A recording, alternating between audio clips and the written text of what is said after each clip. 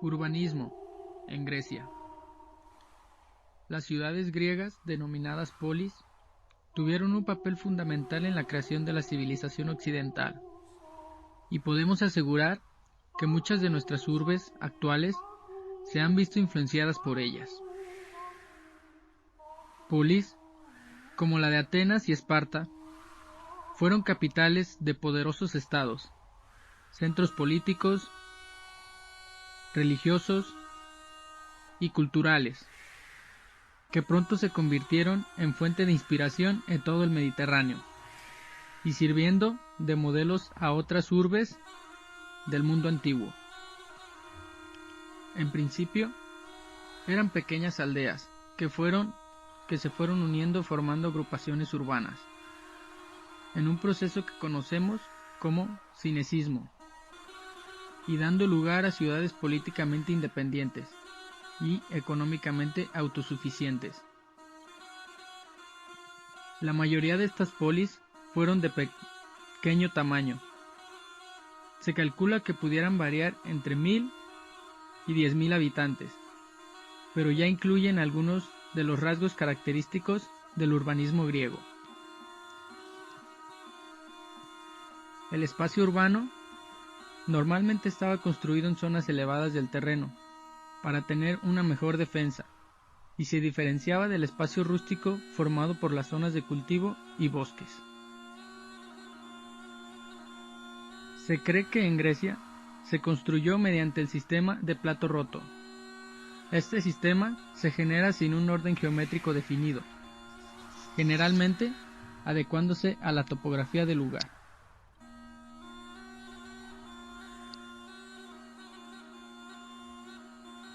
Ya desde el principio, los griegos demostraron ser personas prácticas y edificaron sus construcciones combinando forma y función. Sus arquitectos sabían aprovechar los espacios de forma racional, como podemos ver en los teatros, donde las gradas estaban adaptadas a la inclinación de la colina en que eran ubicadas. En las polis griegas podemos distinguir varias zonas.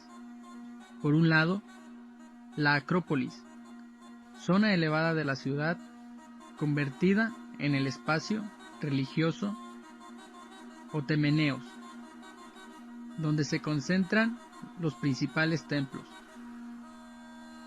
Y por otro, el Ágora, es decir, un lugar abierto donde se reunían los ciudadanos para comerciar o debatir, alrededor del cual se situaba el área residencial.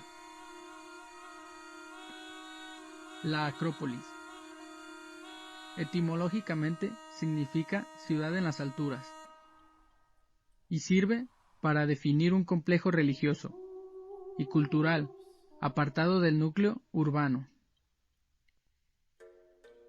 La Acrópolis de Atenas es una meseta de 270 metros de longitud y 85 de anchura, situada 156 metros sobre el nivel del mar. Una gran parte de los edificios arquitectónicos que forman la Acrópolis se edificaron durante la época de Pericles, tras la destrucción de los edificios anteriores provocada por las tropas persas de Jerjes I durante las guerras médicas. Al principio, las ciudades tuvieron una forma irregular, adaptándose a las necesidades de la población, y no tenían murallas. En caso de ataque, la población se refugiaba en la Acrópolis, donde estaba situado el palacio del monarca. Posteriormente, con el avance de los conflictos entre polis, sí fue necesario la construcción de fuertes murallas defensivas a base de grandes bloques de piedras. Estas murallas cíclopeas, que incluían torreones y puertas monumentales, propíleos, llegaron a ser bastante complejas, e incluso, a veces, se levantaron dobles murallas, como vemos en el caso de Micenas, una de las polis más importantes de este periodo. Los modelos urbanos comenzaron a cambiar a partir del siglo VII a.C., cuando se produce la colonización griega del Mediterráneo. Las nuevas fundaciones coloniales cercanas a la costa permitieron crear espacios más abiertos y racionalizados, de trazado rectilíneo, donde se potenciaba, sobre todo, el acceso al puerto para facilitar el comercio de mercancías. Un ejemplo lo encontramos en las colonias localizadas en Sicilia y Magna Grecia, donde destaca un plano ortogonal o en cuadrícula, como los de Posidonia y Agrigento, pero que también podemos ver en la colonia griega de Emporión en la península ibérica. El legado del urbanismo y la arquitectura griega fue difundido por los romanos por todo el Mediterráneo, perdurando de forma latente durante la Edad Media y siendo redescubierto posteriormente durante el Renacimiento y el Neoclasicismo. La arquitectura civil, la vivienda griega. En el mundo griego, la unidad familiar estaba formada por el oikos, es decir, el conjunto de miembros y bienes, incluidos los esclavos, que actualmente podríamos denominar familia. Todos ellos suelen residir en una misma vivienda de construcción, bastante sencilla, realizada con adobe y suelos de barro.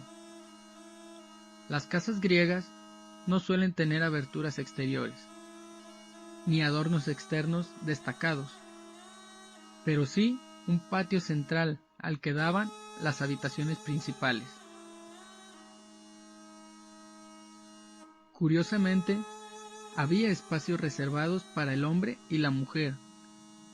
Así, por ejemplo, cerca de la entrada principal se localizaba el andrón, una estancia exclusivamente masculina, donde los varones de la casa recibían visitas y se celebraba el simposio o banquete, mientras que en la parte más privada de la residencia encontramos el gineceo, donde las mujeres de la familia realizaban sus tareas domésticas y se dedicaban a la educación de los hijos. Con la llegada del helenismo, también las viviendas sufrieron una transformación y adquirieron una mayor profusión decorativa. Mejora la calidad de los materiales utilizados y aparece en la mayoría de ellas un segundo patio porticado, a modo de jardín trasero para disfrute de sus propietarios.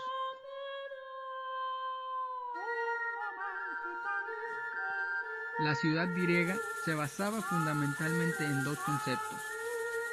El primero era el derecho a la propiedad privada, lo que supuso la ruptura de la tierra comunal tribal.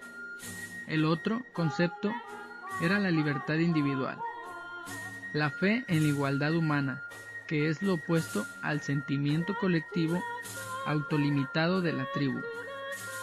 La agrupación social era ahora una asociación de iguales limitada por su propia toma de decisiones y administrada por magistrados electos.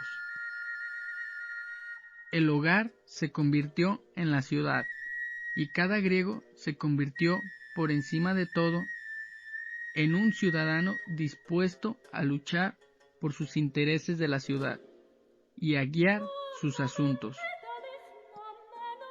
La mayoría de las ciudades griegas eran muy pequeñas en cuanto a tamaño y modestas en cuanto a apariencia. Las más antiguas habían surgido a partir de asentamientos rurales a lo largo del siglo VIII a.C. Aristóteles describió el proceso con las siguientes palabras: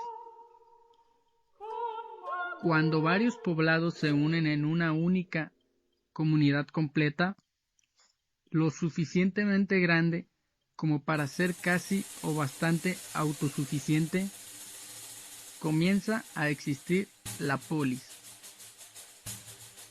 Unas pocas ciudades, Atenas entre ellas, eran sucesoras de antiguas plazas fuertes micénicas.